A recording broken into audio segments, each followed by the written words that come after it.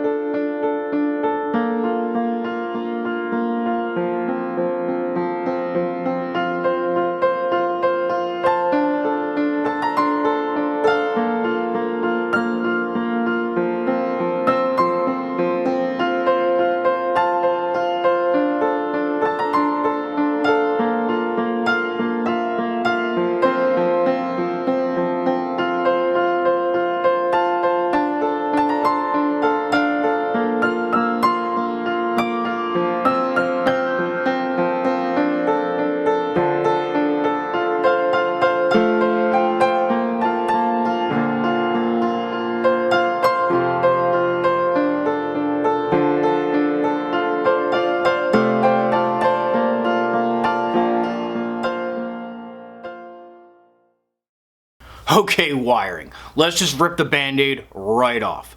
Solder or crimp? I'm going to give a likely controversial opinion here, but both. Feel free to pause, jump in the comments, whatever you want to do, but here's why. So this is the OEM Subaru harness that I took apart in a previous video. It's got the injectors on it and the ignition coils and your main grounds all right here. Now, this solid red wire is the feed for the injectors, and if we follow it around, you will see that where it is spliced, they crimped it from the factory. The argument here is that crimping is a mechanical connection that's stronger than the parent wire itself, making it resistant to vibration, which is something I've heard engines tend to do. However, before I knew any better, I did build harnesses for both street and track cars with exclusively solder joints that never failed. Now, the crimp camp will tell you that's an unavoidable eventuality and we're all gonna die. But I'm just saying it's never happened to me personally. That said, crimping is way faster, so that's what I'm gonna do. We are unmistakably devoid of delusions of grandeur here in this closet of a garage. This harness being no exception to that. This first draft is just that. It's a first draft. It's a proof of concept. At first I was going to splice the harness into the main big 34 pin connectors, but that's a little hacky even for me. Conversely, I'm still very much on a budget, so spending $300 to $400 on new pins and connectors, and yes, I priced it out and that is how much it costs. For a harness that's going to get cut up and reconfigured a bunch of times, didn't make much sense either. So I landed somewhere in the middle. So I'm going to cut the connectors off the Subaru OEM harness and then splice the Haltech one into those, running all new power for the injectors, the ignition coils, new grounds, that kind of thing. That way I can leave everything long on purpose. And yes, it's like an 8-foot wire, but that's a good thing. This gives me the ability to configure and reroute and move things around so that it's both aesthetically pleasing, because let's be honest, the factory Subaru one is ugly. And it also gives me plenty of room to, you know, if we got to reroute something because it's interfering or it's too close to a heat source, that kind of thing, this gives us the flexibility to do that. So once we've got the optimal routing all sorted and everything's ready to go, I can basically take it all back apart, sheath it, wrap it, and then where the wires cross where the bulkhead's going to be, I'm going to cut them to an appropriate and you know, acceptable length, and we're going to put in these Deutsch connectors for the bulkhead. This will give us the ability to take the engine in and out and just disconnect the harness to do so, which will make, you know, servicing a lot easier.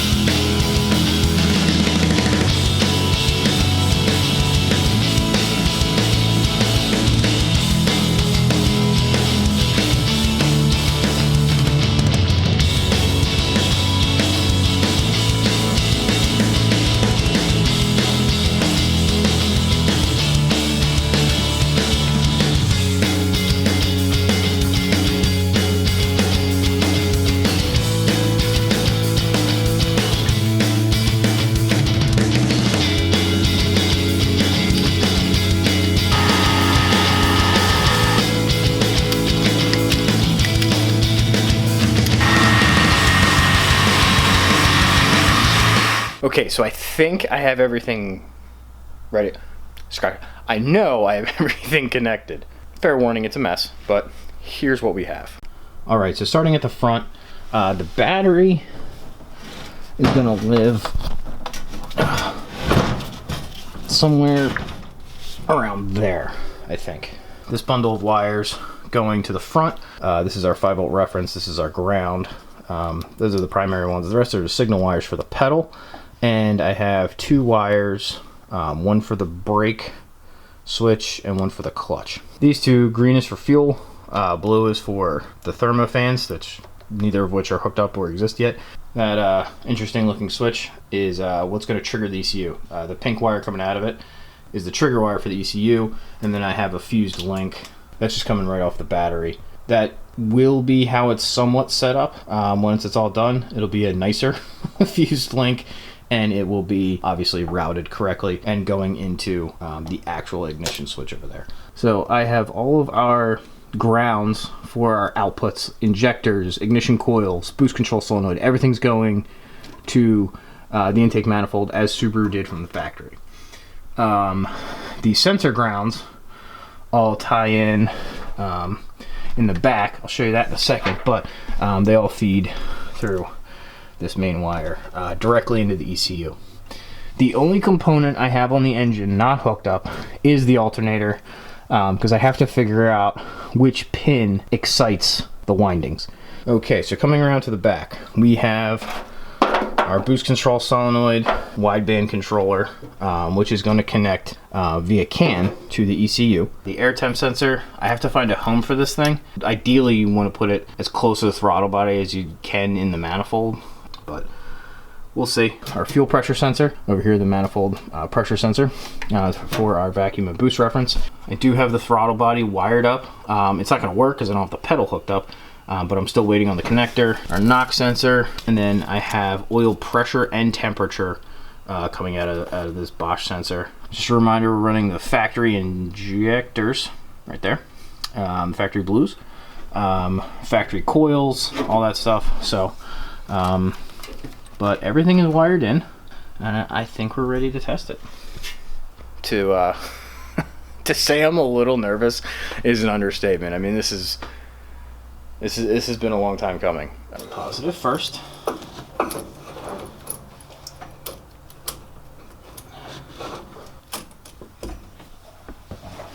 Alright, nothing's exploding.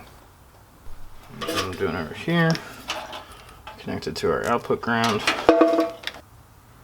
Power, power, okay, power, power, power, and power. Okay, the fuse block is fired up and appears to not be on fire.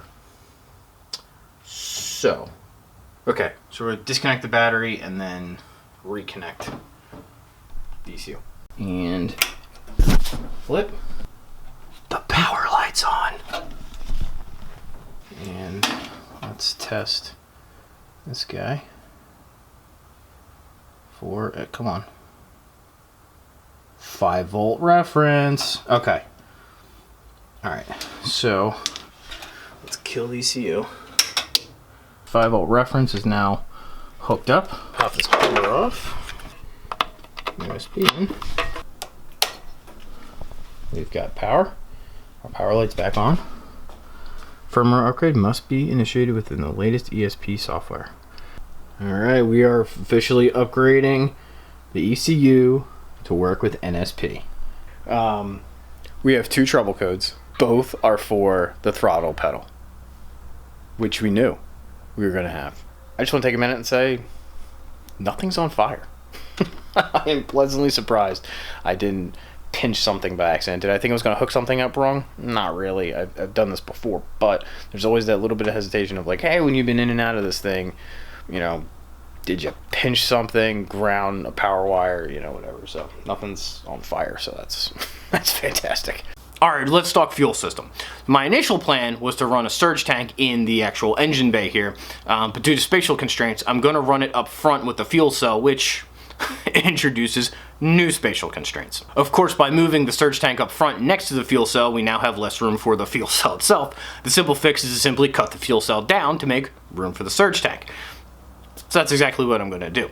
Welding it back together will be future Paul's problem. So here's the setup. The main fuel cell will obviously be a TBD capacity. Won't really know till it's welded up, but it'll feed a DW110 filter into a Bosch 44 pump, which will then go to the DW2.5L surge tank. Inside that surge tank is going to be a 100 micron filter feeding the DW250IL fuel pump, which is going to feed the engine via dash 8 and braided line. That dash 8 line will then go through a bulkhead fitting into a Y block, which will split into the IAG billet fuel rails. Both of those will go out through a dash 6 line into the Aeromotive A1000 regulator. From there, single dash 6 line will come back to the surge tank for the return, and then any excess fuel in the surge tank will go back to the main fuel cell via a dash 8 line. There's also the rollover vent valve that I need to plumb, as well as the relays, grounds, and wires that I need to run to power everything.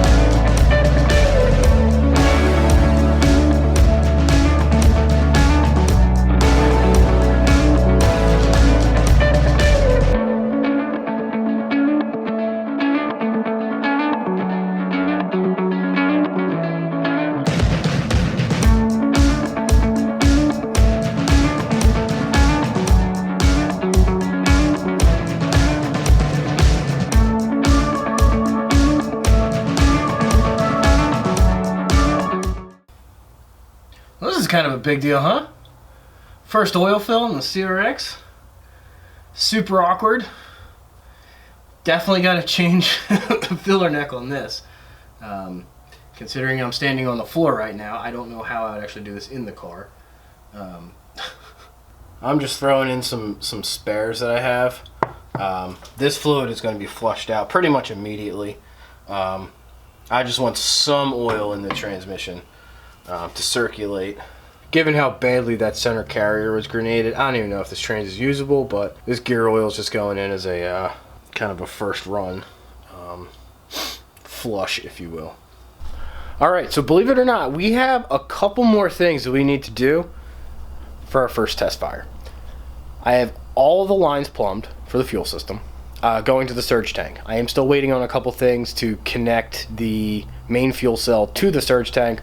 Also, I cut the fuel cell, so you know we gotta weld that up. First, I need to learn how to weld aluminum. So, I mean that's just how I roll. I don't know how you guys do it, but yeah, I mean if I want to learn something, I just force myself by irreparably damaging something that requires that skill to fix. So, all the fuel lines are plumbed to the surge tank. We have power going where we need it to go. Everything was good with the ECU we know of. I have the spark plugs pulled out, which I'm not going to say I'm smarter than Subaru or Subaru's engineers, but those access panels I put in, there is no better way to change spark plugs on a Subaru than that setup right there. Anyway, I digress. Yeah, so we are wired, we are plumbed. Now we have oil, we have a fresh filter on the engine. Got a couple quarts of fluid in the transmission. Again, that's just going to be, it's kind of like flush fluid. Just because I know there's debris in there that we're going to need to get out. So that is what it is. Now, I'm going to go put fuel in the surge tank, kick the pump on, and see if we have any fuel leaks. I have a sinking suspicion that we're going to have a leak at the rail, just because I don't like how the fuel injectors feel in the fuel rail. I'm hoping I'm wrong, but we're going to find out pretty quick.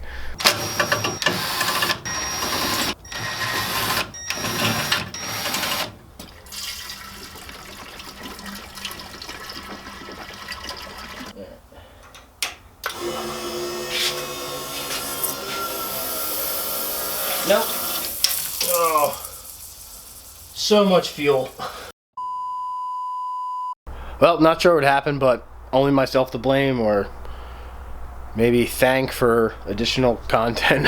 That's not what YouTubers do. But anyway, I apparently pinched the O-ring on the injector. The good news is I'm a hoarder and I have plenty of extras. So swap that out. Let's pressurize the fuel system again and see what else.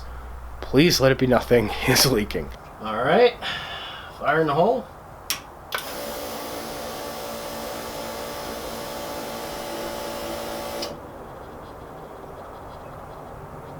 Really?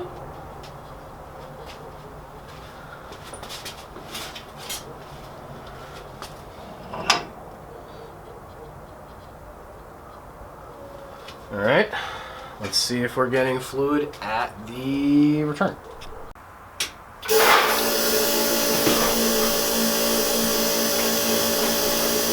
Okay, so far so good on the fuel system. I'm honestly kind of shocked. There's no rationale. I'm just jonesing, so we're gonna crank it over and see if we can build some oil pressure. Here we go.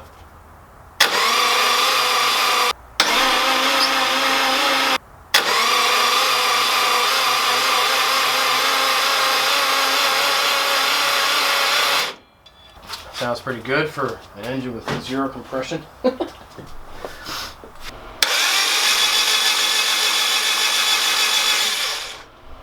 There we go. Anyway, we're showing good pressure. Let me I'm gonna go throw all this back together and it's party time. A few moments later. All right, we're back together. We're back on the ground. Let's do this. All right, here we go.